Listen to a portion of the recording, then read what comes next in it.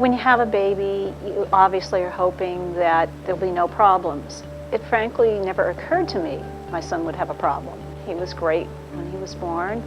It was about the time of 6 months. He was starting to have problems. We expected that he would get over it like everybody else does get over it, and then we discovered in the hospital he got progressively worse. And we were sent to Johns Hopkins, the famous Johns Hopkins. That was scary. When I first heard that part of the immune system was working, and then I heard severe combined immune deficiency, I heard X-linked gamma globulinemia, first you go through, oh my heavens, my son has this terrible disorder. Then it was, is he going to survive what he's going through in the hospital? And then it becomes your reality. Like anyone who gets a diagnosis for yourself or a family member, the first thing you want to know is, what can I find out about the disease? What's the prognosis? And probably most importantly, what can I do? Well, in the beginning, there was no internet. You couldn't just go on and Google and find an organization. And I would have been very happy to have this wonderful organization there, but that organization didn't exist. We weren't starters necessarily. We were perfectly happy to be joiners, but there was nothing to join. So if there's nothing to join, your really only choice is to start. Dr. Winkelstein, my son's immunologist at Johns Hopkins, let another family know that there was a family in Maryland because I had given my permission, and I talked to that family. And then through talking to that family, through Dr. Winkelstein, a few of us got together and decided, gee, there should be an organization for these disorders. At the time, the Boyles brought to my attention the fact that there was really very little educational material for patients. And very little public advocacy. The physicians let their families, patients and parents know that there was an organization out there, or a fledgling organization out there, and through telephone calls, word of mouth, etc., we started to gather more people around. When I got diagnosed, my mother did some research at the library and ended up with a name, Marsha Boyle, and called her and talked to her in her kitchen, I think, and learned more about the beginning of IDF. Well, we started in my kitchen. Yes, at times the calls came in at dinner time, and I learned to have the phone kind of attached to my face while I'm making dinner. And oh, by the way, that's the time that John was tugging on me. The dog was barking to go out. When I was little, all I knew was that I was hungry for dinner, and my mom would never get off the phone with these long-distance calls to docs and other volunteers. In the later years, I was very proud and very aware of what had been done, and if you hadn't stuck with it, and there were times when it was tough, and I'm thankful that you did, but it's just part of life for the Boyle family. I think the most important thing we've done in the last 30 years is to create a sustained community for primary immune deficiency. And when I mean the educational materials, the patients, the families, the physicians, the awareness.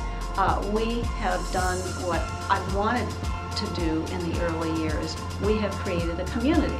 I don't know that there would be a community like this without IDF. One of the fabulous things about IDF among so many is how it not only brings patients and their families and caregivers together, but also providers. And that sense of community is something that is so important.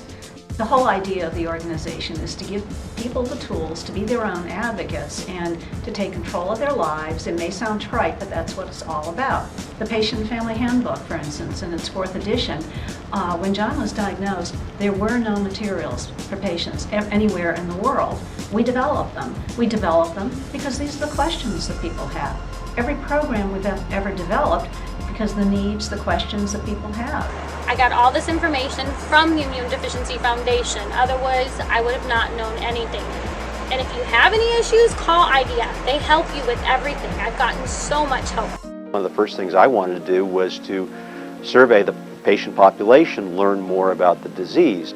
What we learned is not only is this really important to patients to have a better sense of what the population actually looks like, but we found as well physicians are absolutely fascinated. This is important information that exists nowhere else.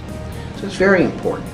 And no single institution, neither Hopkins nor Harvard, that care for these kinds of patients is going to be capable of amassing enough clinical data to provide useful long-term information. And one doctor told us, we are always taught in medical school to look for horses, and now it's time to look for zebras.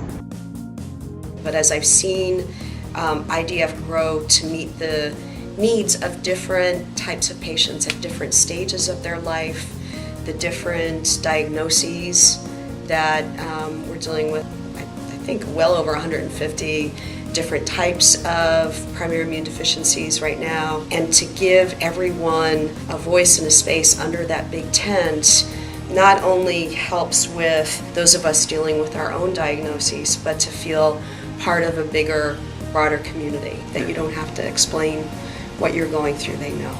As I say, to know the secret handshake. At the IDF conference, it's the first time I've ever met anyone else who was going through this. Well, actually, I felt Lorna Gopher in Death Valley the way I felt when I finally found out. But then I went on the internet and found out about IDF, and they just changed my world. I mean, from the first time I called in on that 800 number till I started going to these conventions, it's just phenomenal. I got to meet great people, make new friends, and I realized like we're not alone. There are a lot of people just like me with the same type of illness. And it's not just knowing that people are out there, it's talking with them on a daily or an hour to minute by minute kind of basis. And to have things like the team group, it's an online network. They do also come together. I can't tell you how much I wish I had that, especially during the middle school and then the high school years.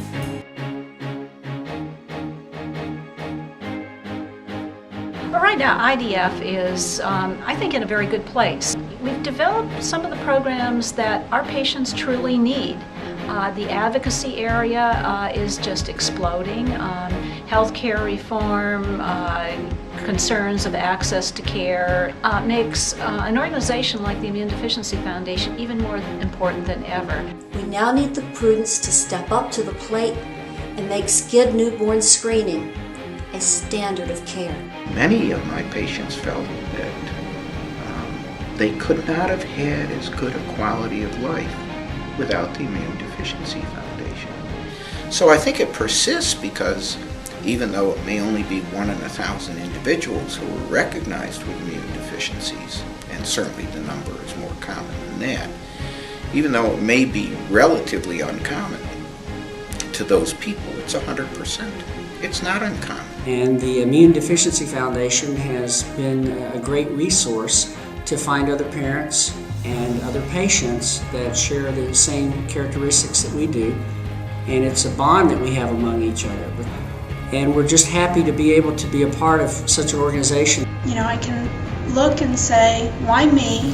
Or I can say, okay, this isn't who I am, it's a part of who I am. I think the Immune Deficiency Foundation reflects my really passion as a parent when I found out that my son has this rare disorder, that he was going to lead as normal a life as possible, and his disorder was not going to define him, was not going to limit what he could achieve in life. And as far as I'm concerned, that's the message of the Immune Deficiency Foundation. We're there to educate, we're there to empower people, and we're there to give people an opportunity to give back and empower other people. IDF is both a support and a partner in primary immune deficiency disease. It's a complicated illness, and we all need help sometime. That's why I continue to give my time and effort to the Immune Deficiency Foundation, and I hope you do too. And we became active with the Immune Deficiency Foundation on this journey, which has been amazing. And you know, we've met so many incredible people. We've done the advocacy. We've gone to Capitol Hill, which was so empowering.